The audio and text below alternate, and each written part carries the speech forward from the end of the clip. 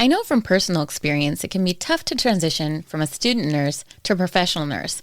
I remember when I started my first job in the emergency room, and I sat there twiddling my thumbs because I still had not successfully gotten an IV in, and I was about to hit the ground running. Little did I know that there was such a thing as nurse residencies, and that's why I'm excited to tell you about HCA Healthcare's nurse residency program.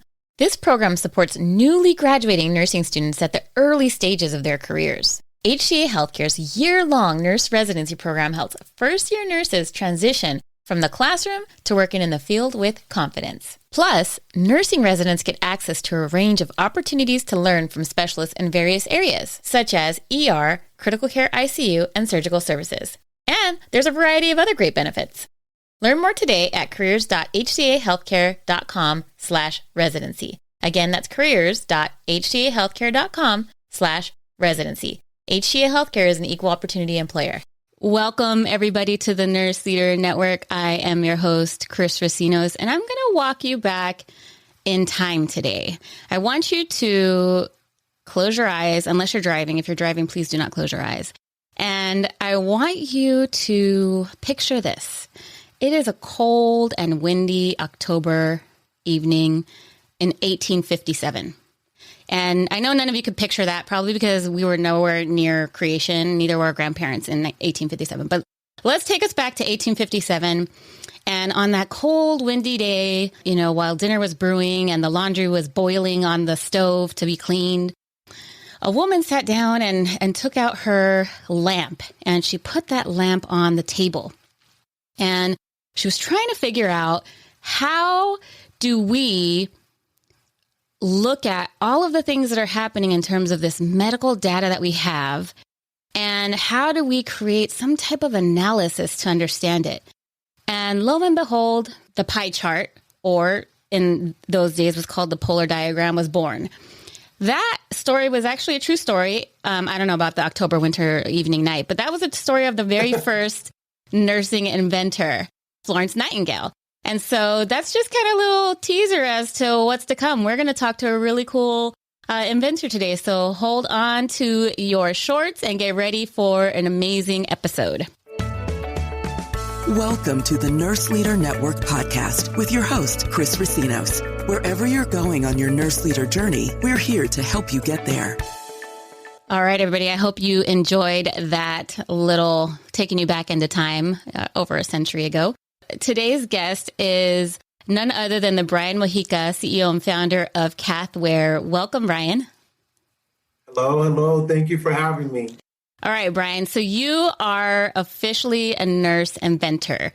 And I just want to hear your entire story. Tell me from, how did you decide to go into nursing, and what led you to inventing Cathware?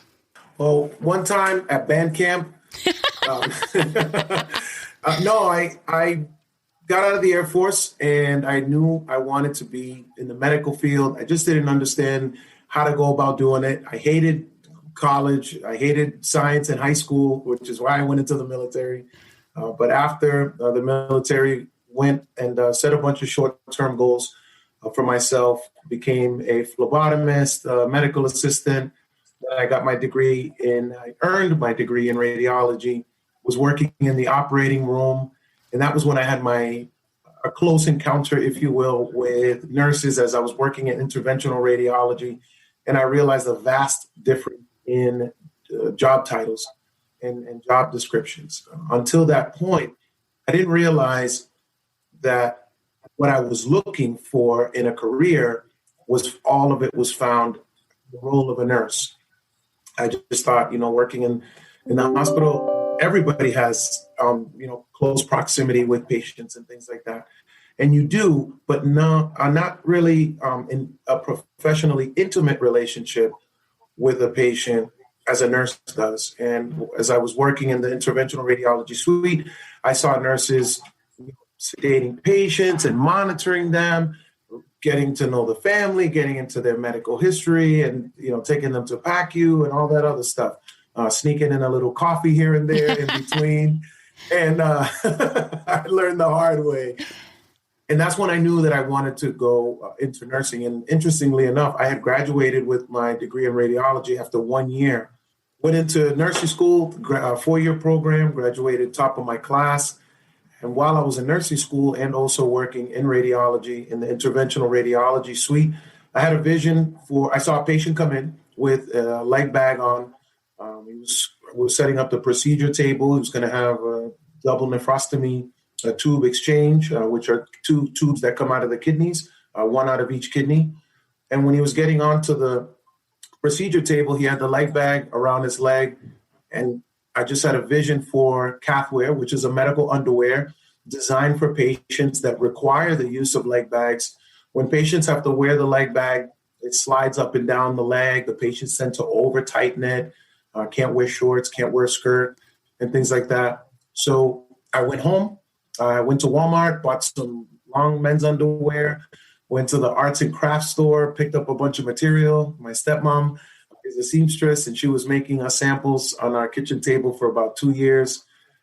Shortly after I made my first prototype, or we made my first prototype, I ended up obtaining a patent for it, went through that whole patent process, and that was a long time ago.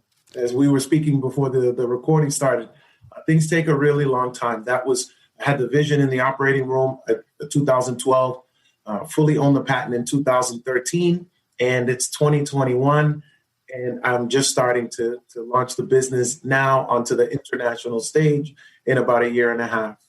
Wow. That's a crazy journey. And it's one that is so relatable because every single day we are taking care of patients and we sit there and see something that needs to be improved. And so you just took it and like ran with it. So that's a great point. Yeah, I mean, it is. And so I think anybody could become a nurse inventor. You just have to really find a gap in terms of where a solution needs to be had. Now, you talked about it taking a really long time. What took the most amount of time? Like, what do you think it was that caused it to take so long? Is that normal for us to, for inventions to take that long to come to market, or what do you think? Inexperience, arrogance, pride, ego, right? Thinking, I remember the American Urology Association was in Boston in 2017 when we finally formed the company, and it was like they hadn't been in Boston, which is where I'm from, and Cathware is based out of. It was like 20,000 urologists across the earth right here in Boston. And we were meeting them and we were shaking hands and kissing babies, as they say. I've always liked that line.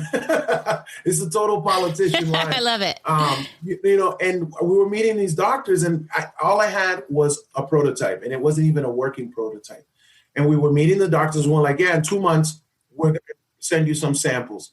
Wow. And that's what I mean about arrogance, about ego, about pride. And all three of those are very different. And I didn't know how long it was going to take to have something manufactured.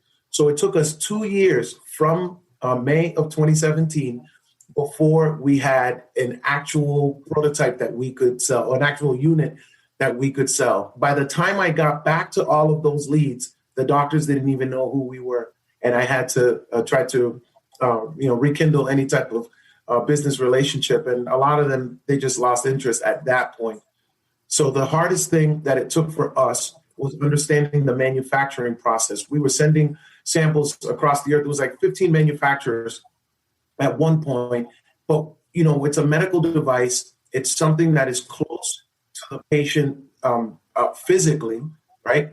Because it's their underwear. So it has to fit right. The measurements have to be correct so that none of the features of cathware impede the flow of gravity. So there's no reflux. It had to be the right material. It had right material, right measurements, just the right tool for the right job, right?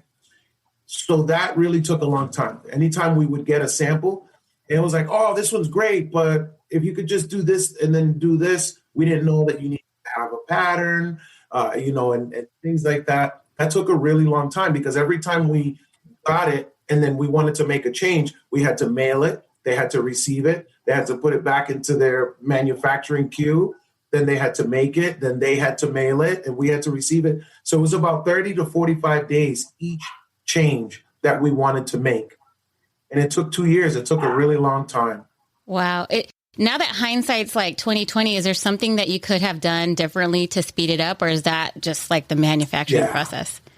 Yeah, absolutely. And we were told at different points from seamstress and other local manufacturers, we wanted to make it in the United States, but it would have been literally $100 a unit for the patients. And we didn't want that. I mean, we're covered by Medicare so that we could make it affordable for them. We didn't want to then go and increase cost because I'm a veteran and we have other veterans in the company. So we wanted to make it here in the United States. But to answer your question directly, what I would have done is I would have listened to what the people were telling us, which was to create a pattern so that the same pattern was going out to all the manufacturers and we were all getting the same one back. But we just kept saying, like, can you just add just a little more salt? Like, but a little more salt to me, is not the same to you. It's very subjective. So that's what I would do. I'd go back and I'd make the pattern as we were told. When we finally made the pattern, we were able to accelerate the process a little bit. But at the time, you're thinking, oh, what's the big deal? Just measure this here and just put that there. Just do it. Yeah, when you're making one, or when you're making 5,000. And you're training other people in your factory, everything has to be pretty systematic. Yeah. I mean, I didn't know that all that went into making underwear. It's tough. Yeah, I had no idea. My daughter sews and I just see her in there and she'll be like, Mom, can you hold this? And I'm like, sure. And then she just like snips something up and then you're good to go. But you see, that's what I thought. And it took me 2 years to figure out that I was wrong. Oh, man, what a journey. That's also the benefit of being a nurse, which is knowing what's going to work for a patient and what isn't, and knowing the problem that you're solving. I've always said that it's important to have a nurse on your team, even if the nurse is not the inventor, because the things that we see in a clinical setting, and I talk about that in my new book, Let It Flow, the things that we see, others may not see. And that's certainly not to disparage the role of a physician or any of the other roles in the hospital. But the truth is the truth. Nurses are there throughout the patient's life in the hospital, their stay or their admission, or if you will. And that's when we get to see a lot of things. So you need to have a nurse on the team, or nurses really need to innovate because we have that frontline view. And you had said that when we started, about other nurses inventing. A lot of nurses have a lot of inventions, but not every nurse is willing to do the next step, which is a policy that we have at Cathware. There's 1,000 steps. We can only do one right now. Sure, when we do one, there's always another one, right? There's always another step, but we just do the one that's right in front of us. Yeah. I mean, I was reading this book. I don't know if you've heard of it. It's called The 12-Week Year. And it talks about all of the amazing ideas that people have, and the difference between those who have ideas and then those that become successful with ideas is execution on that first step. Absolutely. Yeah. So, and it's tough, especially through things like COVID. We launched right before COVID. It was October of 2019. So we started, we got on Amazon. We have a 4.5-star rating now on Amazon, going on 1.5 years. We have a 5-star rating on Google, again, going on 1.5 years. So by the time 2020 hit, we had all of these negotiations set up. We were gaining so much momentum because of the innovative design of Cathware. And once COVID hit, the shutdown happened. The elective surgeries stopped because the hospitals had to pivot. And that's when patients get the leg bags, when they get the drains placed for the elective surgeries. What were we going to do? Well, there was always something to do. And that's another thing that I talk about in my book, Let It Flow, that there's always something to do along this journey. So what we started doing was setting up the shipping structure, which is my basement, on how to set everything up. But we were getting labels, we were buying boxes, we were getting everything ready. We were working with the manufacturer that we have now and just getting other orders, getting other sizes in, measurements and things like that. There's always something to do. And I believe that the reason why people fail is because they either don't do that next step, they don't know the next step, or they don't seek the next step. So you mentioned your book. I read the book and it is fantastic. So for those of you who have not read Let It Flow, go check it out. Let It Flow by Brian Mohika. You can find it on Amazon. So, I mean, you talk about like your journey, you talk about all of these different failures, and you just mentioned the top 3 that you have. Talk us through, how you discovered those 3 failures and how, what you can do to kind of address them. Well, the failures are going to come, right? Like everything. And like whether you invent or not, you're going to experience failure. Whether you open a business or not, you're going to experience failure. For me, even in my personal life, things that have been a setback for me, things that have been a stumbling block for me, sometimes those things, they can really hinder the life of a human. But for me, I just wanted to use it as a bumper of where not to be, of negative experiences. And I did a lot of that through Cathware. One of the mistakes that I made in my journey of inventing Cathware or medical underwear for urology patients, nurses tend to lead by emotion. We are emotionally driven, which is why we're nurses. And man, did I find out the hard way that those emotions will really hinder your ability to lead, and also in the business world as well, which is why I wrote that book, Let It Flow, because I just remember thinking to myself, like, do other people know what I've learned? Like, it doesn't matter. I used to have our team meetings and be like, oh my God, I spoke to a patient today and the patient said that they love Cathware and it really improved their quality of life. But they bought one. Like, are they going to buy 100? And I'd be like, what do you mean? Are they going to buy 100? Like, they bought one and they're happy. That's not the way it's going to work, right? It's numbers driven. So that was one of the mistakes that I made that I believe a lot of nurses make. The other mistake was thinking that everything had to go through me because I was the nurse, because I was the inventor, not realizing that, as the saying goes, you're only as strong as your weakest link. And I had to learn to let my business partners make decisions along the project and live with those decisions, even if I didn't agree with them necessarily, because if they grew through their decision making, and then that means that I'm growing. That means that the company is growing. And a lot of times we want to rule with an iron fist, or we've come to projects with a lot of degrees, which we have, make the false connection that a lot of degrees means that you have the ability to lead. And it doesn't necessarily mean that. It means that you're bright. It means that you're committed, but it doesn't mean that you're able to lead and to delegate. So it's at the point now where I'm making about 20% of the decisions at Cathware, and that's why we're successful, because I'm not making all of the decisions. And I've learned where to pick my spots and where other people's spots are greater and trust in that. So those are some mistakes and some things that I've done to turn them into a positive. Yeah, I love that. And you're absolutely right. A title, a degree, none of that prepares you to lead. And I would even argue, even if you get a degree in leadership, it's not preparing you completely to lead, because you need that experience. Now, you talked about a really great point, and that's really delegating. And I believe that as a leader, your number one job is to grow other leaders. It's not to increase revenue, not to this, that, blah, blah, blah, blah. It's really to grow other leaders. And you mentioned that you had that journey with, delegating and now only making 20% of the decisions. Talk me through that moment, that aha moment you had where you realized, like, I have got to delegate. Like, what happened, or what did that? I want to pretend like I was there with you. Well, you have to understand, we, as nurses, we're always talking about assessments. But sometimes the greatest assessment you do is of yourself, and realize what your abilities are and what they're not. I'm a big proponent of being transparent. I'm very transparent with things in my personal life, with the people in my circle and in my community. And I'm also very transparent in my professional life with the mistakes that I've made. And I am very comfortable with things that I don't know. I'm very comfortable in saying that I don't know. I'm very comfortable in allowing myself to be vulnerable.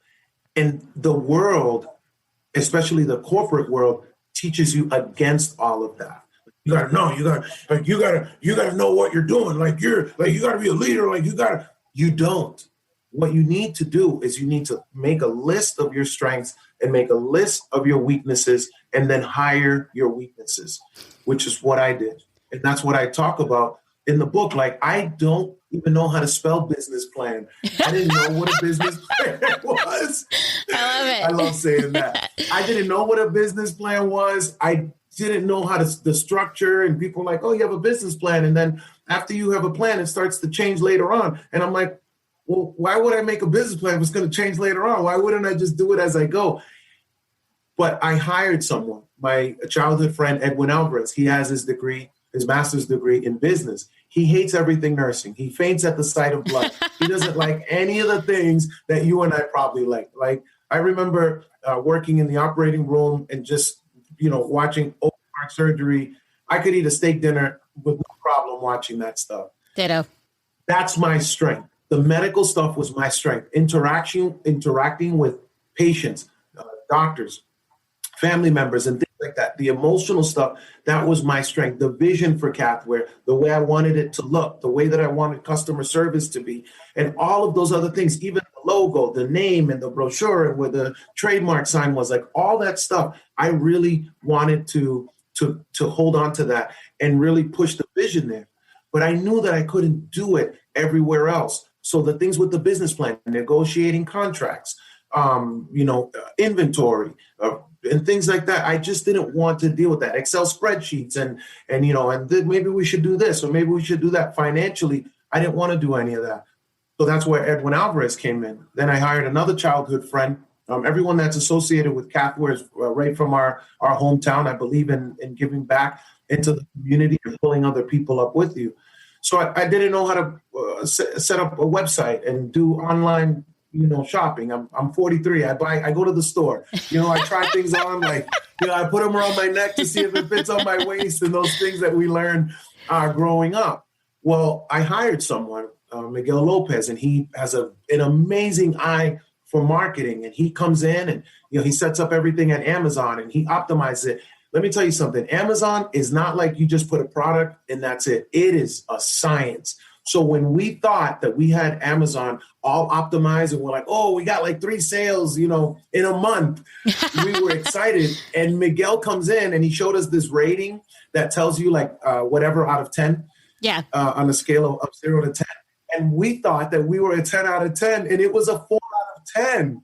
Ooh. And he came in and he was like, dude, you guys got this wrong, this wrong, this wrong, this wrong. Once he set that up, the sales went up in Amazon and we're number 1 with a 4.5-star rating in 2 years.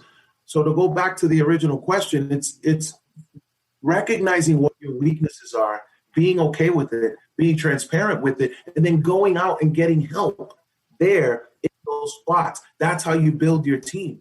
I don't necessarily want another nurse that's going to help me talk about the medical stuff because I know that I don't want to duplicate myself yet at this point. I want to find someone that doesn't know what I know. And that's another thing that we need to do in leadership as well. Leader to leader is be transparent and talk about our failures. And that's why I wrote that book, Let It Flow. It just talks about the whole experience of realizing that I did have a good product. I was a good leader, but there were things that I didn't know. And I had to match all of that and tie it in together in order to impact healthcare the way that Cathware is right now. Now tell me your vision for the book. Like if somebody reads it, what do you want their takeaway to be? Like, what do you want them to say? Oh my gosh, this book fulfilled fill in the blank. I want them to not quit. That's my goal. I quit. Cathware is not my first invention. My first invention, I quit on it. It was our 2-month-old at the time, his nasal passage was blocked. We actually thought he was going to die in his sleep. He couldn't breathe and we weren't able to sleep. It just sounded like he just needed to blow his nose. The little blue suction thing they give you in the maternity ward, that thing couldn't lift a dead fly. It's not very, very effective. So I went into the operating room. I grabbed a yank hour off the wall with some suction tubing. And I went home and I blocked one nostril and put the bulb at the end, sucked the mucus out, but I cut the tubing really long so that the mucus would stay stuck in the tubing, not go in my mouth. And then I'd rinse it out with saline afterward. And he slept like a baby, pun intended. So I was already in inventor mode, and I'm like, oh, what if I add a motor on the end of this and like different suction levels, and and have it a new device to clear the nasal passage? Because if it happened to our son, maybe it happened to other people as well. Well, I made the biggest mistake in that you can make in anywhere in life, but especially when you're innovating, and that's asking people questions, seeking people's approval, and trying to get people to tell me to do it. And that's really the story, the hidden story behind behind Let It Flow, is I share that story. I think it was like a year or two later, one of the people that told me that it was stupid and that it would never sell saw it on the shelves at Walmart and sent a picture of it to me. And that picture is actually in my book. I showed it to his pediatrician. His pediatrician was like, oh, it's going to cost thousands and thousands of dollars. And the FDA is never going to approve it because it goes inside the baby's nose and anything that goes near the baby's brain. But this is what I mean. You're the expert. You have the PhD for your invention, because the suction device, the Yankauer, has a bulb at the end of it, so it doesn't go inside, so it doesn't go near the brain. It sits externally. And I remember when the doctor was saying that, instead of me realizing that the doctor in this case didn't know what they were talking about because it doesn't go in, I kind of cowered to it because I wasn't confident in the design. I didn't know that I was actually able to be an inventor. It was that imposter syndrome that a lot of us deal with, and that's the story behind it, is not quitting. So that's my drive now. That's why once I got a hold of Cathware, I said, I'm not going to stop. I want to know what happens if I do the next step. I want to know what happens if I just don't quit. And here we are now on the international stage. Wow. That is friggin' awesome. Thank you. So for those folks that are out there, they're like, I kind of have an idea, or maybe they don't have an idea, but they want to have an idea and they're thinking about it. And then they get to the point where they're like, well, I have an idea, but I'm broke. I got student loans and I am in the middle of COVID and I ain't getting overtime anymore. What would you tell them around how do you get your innovation to life when you're broke? Well, first of all, they need to realize that they need to get in line, because everybody's broke when they start innovating. Nobody has money around here. I've been doing this for 9 years and I've yet to make $1 from my own pocket. If somebody would have told me, 9 years ago in 2012, when I got the vision, hey, it's going to be 2021 and you're still not going to be receiving a paycheck from this invention. I thought I was going to be a multi-millionaire. I was going to be being fed grapes and all of these peeled prideful thoughts. Yeah. I wouldn't have thought that I'd be where I am now. Yet at the same time, I feel so fulfilled, even because you can't be driven by money. If you do things for money, then that's what you'll get, is just money. But when you do things to solve a problem, when you create value, when you're helping patients, the money will eventually come. Cathware is obviously generating revenue, and we just keep pouring it right back into the company and just growing it and growing it. And at some point, I'm sure that I'll be compensated, but the journey is the compensation. To go back to your question and answer it directly, the way that we were able to generate revenue, it's been interesting. A lot of pitch contests. You'd be amazed at the prizes that they give, and they're cash prizes that they're giving you that you can invest into your business. There's a lot of accelerator programs similar to a pitch contest. The pitch contest is maybe a one-time thing, and then the accelerator, you kind of jump into it for 3-4 months. You do the things that they need, and then you end it with a pitch contest there. There's a lot of small business loans. There's a lot of loans and things like that in your community of investors that are willing to invest into your company. And you'd be surprised that at these, $1,000, $2,000 deals that you can get here and there with these types of programs. We won a contest that was $50,000. We took that $50,000 and we put it. It was the Hofstra Veterans Challenge. We put that and ramped up our marketing and our inventory. And I didn't know any of that. I didn't know when we started, when I had the vision in the operating room, I didn't think to myself, oh, well, I'm going to win all these contests. And I didn't know. What I did is I just did, as we've been saying throughout the show, that next step. And then everything just starts to manifest itself. And now you start to generate options.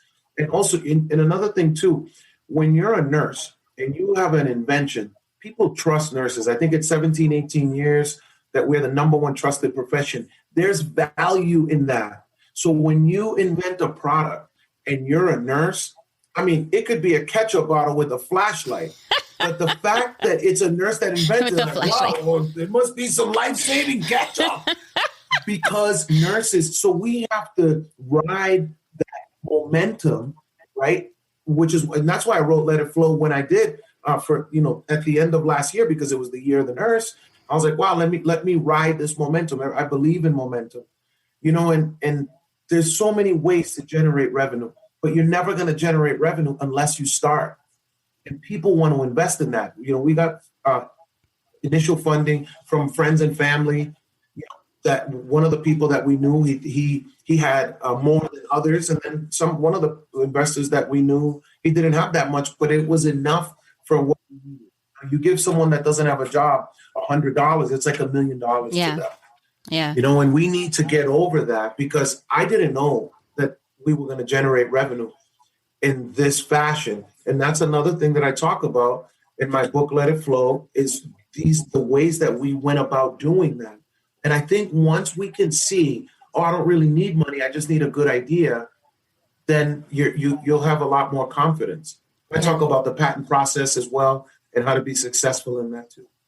Yeah, I've heard the patent processes could be challenging. So it's definitely good to hear that you cover that, because I know even like I know trademarks are not the same as patents, but even just navigating like the trademark thing, I did that on my own, and it was like, you have to learn the lingo a little to understand what they're asking for. Yeah. Well, and there's a lot of downtime. And one of I love analogies. I'm a visual learner, so I like to use a lot of analogies so that we can all get to the common ground and see what it is that each of us sees. So the example that I wrote in my book, Let It Flow, is like when you put a turkey in the oven. Like, you don't put the turkey in the oven and then you sit there. Well, some people might. Right? Like, you put the turkey in the oven and now you're doing the dishes and you're getting the mashed potatoes, you're cleaning, you're doing laundry, you're maybe running an errand. So when that turkey is done and it comes out of the oven, it's going on the table and everybody's ready to eat. So there's always something to do when you are building a brand or when you're opening your company. Again, some people don't realize that, but there was always something for us to do when we were waiting on the patent process. When we were waiting on the manufacturers. We were applying for our Medicare approval. We're the only product in our category that's Medicare approved. We're the only product in our category that's invented by nurses. We're the only product in our category that's invented by a veteran. So we became veteran certified. We're minority certified. We got the Medicare approval, and all of we were doing invention contests. So we didn't have to have a thriving business in order to get into these accelerator programs, but we were now generating revenue. So now when the prototype was finished and we were ready to buy, now we had revenue. We had meetings with the investors and things like that. We had the logo, we had brochures. There's always something to do. You've just really laid an amazing roadmap in terms of from start to finish and kind of some things that you want to anticipate. What would you tell a nurse who's like, I have a really good idea, I have the vision for it, it's like something that's really passionate to me, but I also have kids at home I need to feed, or, but I also want to kind of eat myself. How do you navigate that? How do you navigate knowing there's not going to be some income, or what do you do to supplement your income, or how did you do it? It's hard. I can tell that you read the book, because everything that you're talking about is what's in the book. I don't believe you really figure it out. I'm very fortunate that my wife she's just behind me.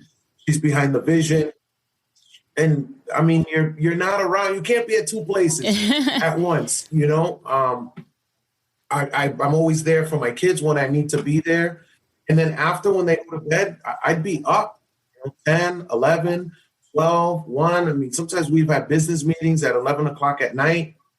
I'd be tired, 3-4 hours of sleep. I'd get up, a lot of exercising and just really trying to balance the time. Some days I'd fail. Sometimes my wife was not so supportive, right? Sometimes I maybe I wasn't there to do something for the kids because I forgot, or I wanted to go to a meeting, or I was flying somewhere, things like that. And as maybe somebody else has a different answer, but for me, I don't think you ever really figure it out. I think you just kind of run downhill and, you break your ankle, you just keep running, but you get down the hill. Yeah. But everything can be done with support. For me, I just looked at the patients. I looked at the patients and the things that they were struggling with.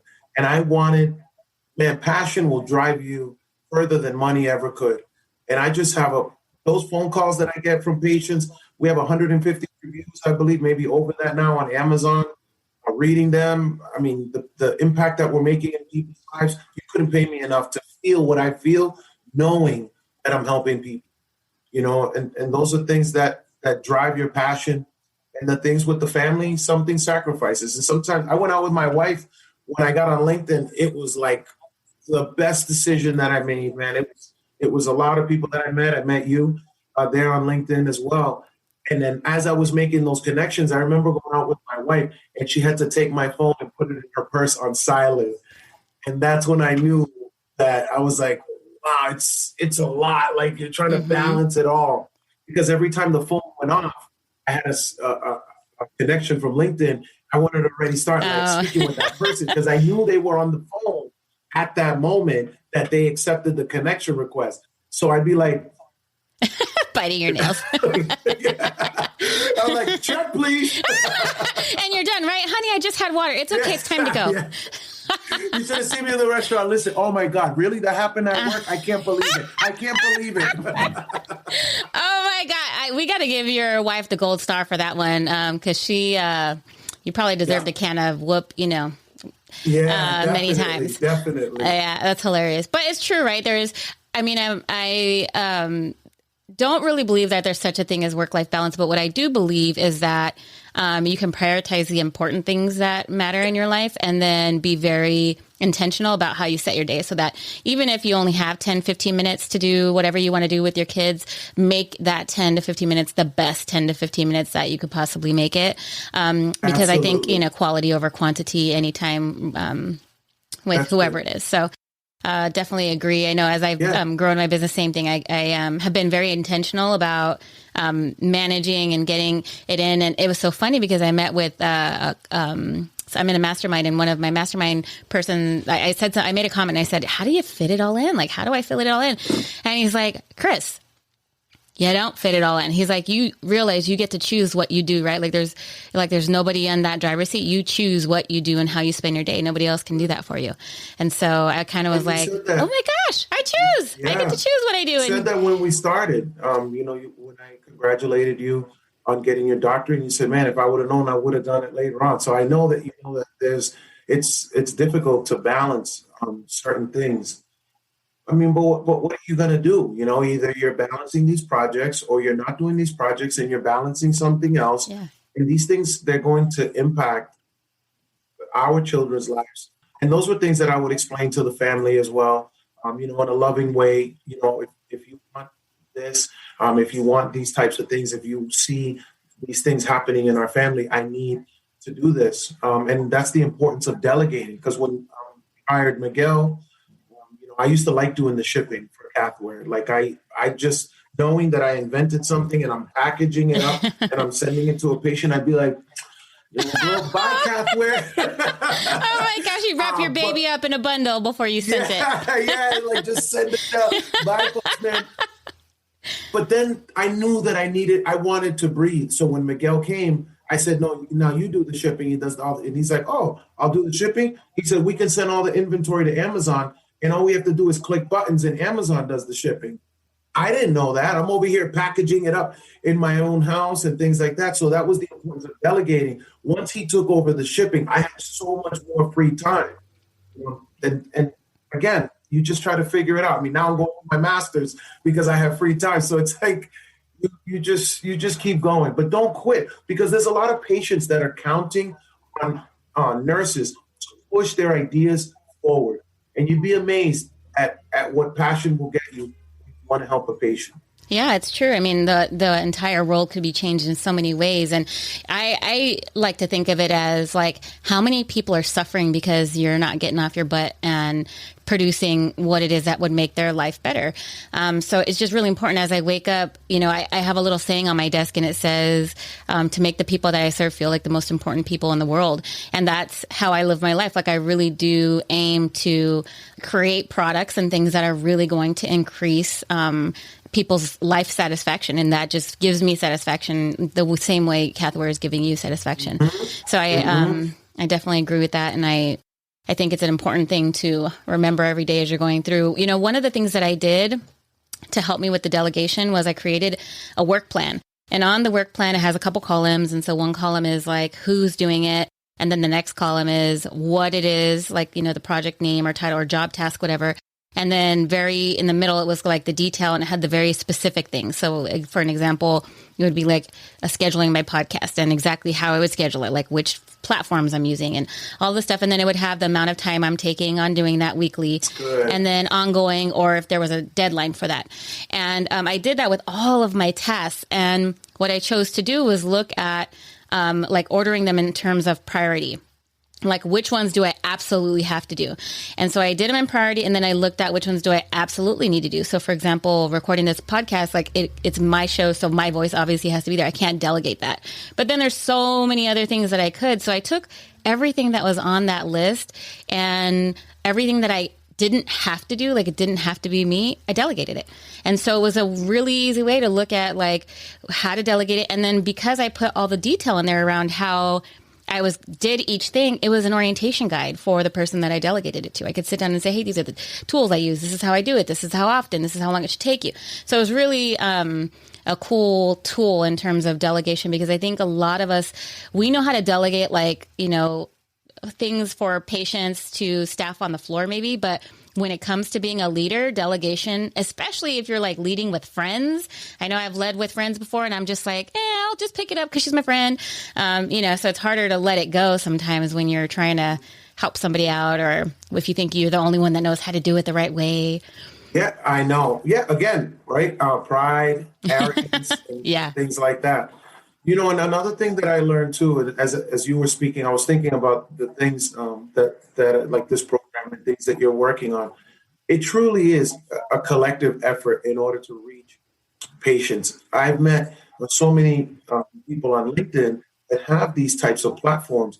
These types of platforms, it's kind of like the mouth for the body of nurses are these types of programs. It's just as important as the innovation itself. It shows solidarity and it's bringing awareness. It's letting other people know, hey, I have a program. Not only do I have a program, but I'm going to bring healthcare workers here. I'm going to bring inspirational speakers here. Somebody will pick up something that maybe just push them to that next step that we were talking about. And it's all important. Everybody's role is important. Similar to when I started pitching Cathware, and I go into hospitals and doctors' offices and things like that, and they'd be like 10 surgeons sitting in the room. Talk about imposter syndrome. I'd be like, and then I started saying to myself, like, wait a minute, I'm the expert here. Like, they don't know about Cathware. I do, and realizing that I have this role. And then I would say to myself, yeah, but you didn't really invent the cure for cancer. It's kind of like an underwear. Like, how really important is that? Here's the thing. If you solve a problem and another nurse solves a problem and another nurse solves a problem, another nurse solves, we have now covered the patient from a holistic vantage point.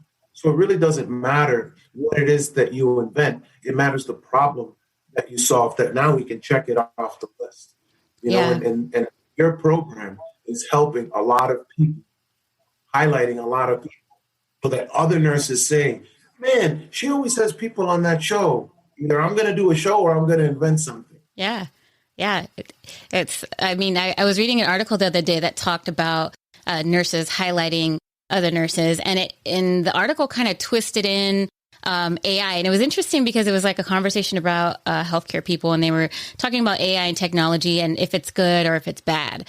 And so as an inventor, especially if it's an inventor thinking about how to implement or create or utilize technology in a new way, What are your thoughts around like how we change our mindset in terms of how we think about technology? What are your thoughts around that? We're living in a time now where nurses are being looked at as innovators because there's so many of us doing different things. We weren't, I never saw this role. Nursing school, there was never a class on this.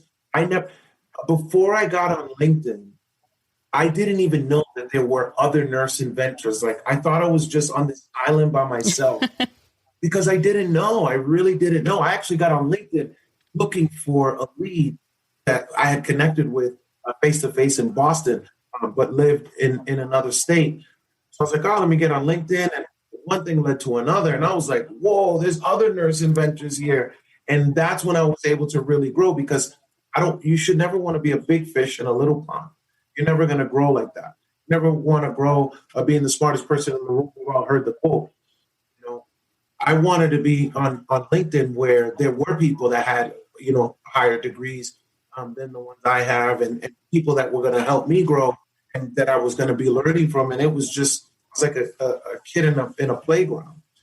And what it's going to take to truly push through that is reaching out to others, encouraging others, and being transparent, supporting one another. And supporting one another, it means like, if I'm selling apples and you're looking for apples and we know each other, like don't go buy apples someplace else. You know what I mean? And that's where we really fail. Now, maybe you do have a friend that buys apples. Yeah, then you buy it from them. But the people that know me should be buying the apples from me. And just like that, that's how we're going to be able to really grow this thing and push forward. And nurses, especially with what happened after COVID, this is our chance now. This is our chance to truly, truly show our role in healthcare and how close we work with patients. It doesn't matter that it's not the cure for cancer. It matters that you're solving the problem. And who knows, maybe the problem you're solving might end up in the cure for cancer. You just don't know. Yeah. Well, after they get, surgery and they get a Foley, after some type of a cancer, they can get catheter. There you go. I love it. Well, listen, Brian, I have had an amazing time connecting with you today. I love your story. You just have shared so much knowledge and really inspired the nursing inventor and all of us. If folks want to find out more about you, where can they find you? They can find me on LinkedIn and also my email at brian.mohika@cathware.com, which is on my LinkedIn profile. And you can get to know a little more about me if you purchase my book on Amazon called Let It Flow. Awesome. All right. Well, I've had an amazing time. Thank you so much, Brian. It's been great.